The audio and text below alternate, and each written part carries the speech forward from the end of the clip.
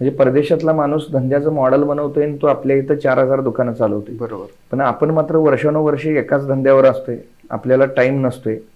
म्हणजे आपल्यातले सगळे उद्योजकांचा प्रॉब्लेम काय आहे, ते न शिकता धंदा करतात. बरोबर. आणि त्यात थोडे 50,000 लाख रुपये महिन्याला मिळायला चालू झालं की ते कम्फर्ट झोन मध्ये जातात. बरोबर. त्यांना 1 लाखावरनं 10 लाखाला जायचं आहे, तर काही गोष्टी शिकल्या पाहिजेत, परंतु ते शिकायला कुठेही जात नाहीत.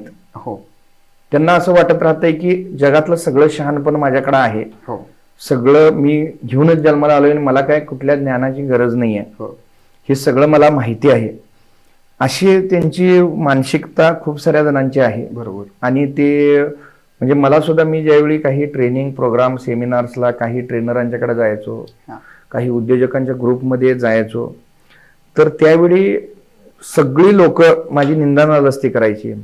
किंवा हे शिकून काय करणार आहे, एवढे छोट्या खेडेगावात काय होणार आहे. मग खूप सारं